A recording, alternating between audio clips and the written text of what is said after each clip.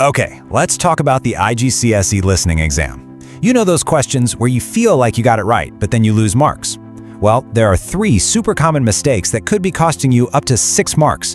In the next few minutes, I'm going to show you exactly what they are and a dead simple method to fix it for good. Let's dive in. So, does this ring a bell? You're listening, you understand everything perfectly, you feel confident, and then you don't get full marks. It's so frustrating, right? And it happens all the time. But here's the good news. There's a really simple, repeatable fix. Stick with me, and we're going to get those marks back. All right, first things first. Before we can get the right answers, we have to understand why we get the wrong ones.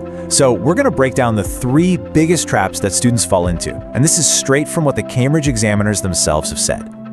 Okay, mistake number 1, I call this the almost right answer. This one is so sneaky. It's when an answer sounds so close to being correct. For instance, an examiner's report mentioned a question about identifying the speaker's brother.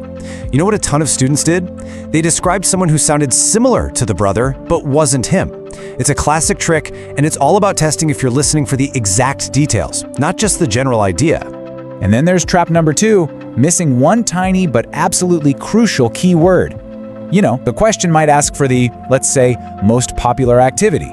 But if you just write down any activity you heard, well, you've missed the whole point. You understood the audio, sure, but you didn't actually answer the question they asked, and that's 0 marks. Finally, trap number 3, and this one's a big one, just including too much stuff in your answer. Let's stick with that most popular activity idea. So the examiner's report said a lot of students heard a whole list of things, learning about honey, biscuits, soap, and they just wrote everything down. The problem is, even if the right answer is buried in your list, you get 0 marks. Why? Because you included all the extra wrong info. Okay, so how do we dodge all these traps? Simple. We have to think like an examiner. We need to figure out what they're really looking for. And trust me, it's not just about whether you can understand English. Meet the examiner's favorite tool, the distractor. Now, this isn't just a random wrong answer. Oh no. It's a cleverly designed trap. It's information you will definitely hear in the audio, making it sound super plausible. But here's the catch. It doesn't actually answer the question. Its entire purpose is to trick you if you're only half listening. And look at this. This is straight from the syllabus. It says you have to show you understand what's implied, but not directly stated. So what does that mean in plain English? It means the exam isn't a vocabulary test. It's a test of precision. They want to see if you can figure out what the speaker really means, even if they don't spell it out for you. Okay, so we get it. We know the traps. We know what the examiner's trying to do. Now for the good part, the solution. I'm going to walk you through a super simple 3-step method that you can use every single time to nail these questions and get those full marks. And here it is. It's as easy as 1, 2, 3. First, you're going to isolate the key words. Second, you'll listen for precision. And third, you'll eliminate the distractors. That's the whole game plan. Now let's break down exactly how to do each step.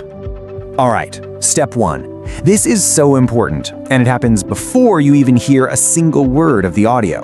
You need to read that question, grab your pen, and underline or circle the most important words. I'm talking about the words that tell you exactly what you're looking for. Words like most, only, main reason, advice. Those are your mission objectives. Okay, now for step 2. The audio starts playing. Your job is not to passively listen and try to understand everything. No, your job is to be a detective. You are actively hunting for clues, specific words, phrases, or even synonyms that directly match the keywords you just circled. Forget the noise, focus on the signal. And that brings us to step 3, the final piece of the puzzle. While you're listening like a detective, you're gonna hear those distractors we talked about. Your mission here is to spot them and mentally cross them out. Get rid of them. By confidently saying, nope, that's not it, you clear the way and the right answer becomes obvious. All right, theory is one thing, but let's see this thing in action. This is where it all clicks into place, so pay close attention because we're about to walk through a real exam-style question and apply our 3-step method to get full marks. So here's our question, and it's based on a real Cambridge paper. It asks, what is the most popular workshop activity with children? Okay, step 1. What are our key words here? You got it. Most popular. That's it. That's the only thing we need to find.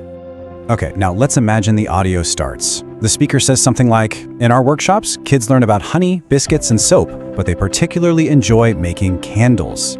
See what happened there? Step 2 kicks in. We hear honey, biscuits, and soap. Boom, those are the distractors. But then we hear that golden phrase, particularly enjoy. And what's that? It's just a different way of saying most popular.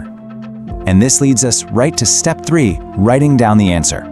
The 0-mark answer is what a lot of people write, a big list of everything they heard. The full-mark answer is short, sweet, and precise, making candles. And why is that? Because it is the only thing that matches our key words, most popular. That's the difference between 0 marks and full marks. Whew, okay, we've gone through a lot, so let's boil this whole strategy down to a simple checklist that you can use for your revision and take with you, mentally, into the exam. Here it is, your 3-step checklist. Number 1, isolate. Find and underline those key words. Number 2, listen. Focus like a laser on info that matches those words. And number 3, eliminate. Mentally cross out all that distractor junkie here. Isolate, listen, eliminate. That's it. Simple, powerful, and it works. So that's the method. The only question now is, are you ready to stop giving away easy marks? Are you ready to actually use this and take control of your listening score? My challenge to you is this: don't just close this and forget about it. Go find a past paper question right now and try this out. Isolate, listen, eliminate. See what happens to your score. The more you do it, the more it becomes second nature. So get practicing, and be sure to check out our other explainers to keep sharpening all your exam skills.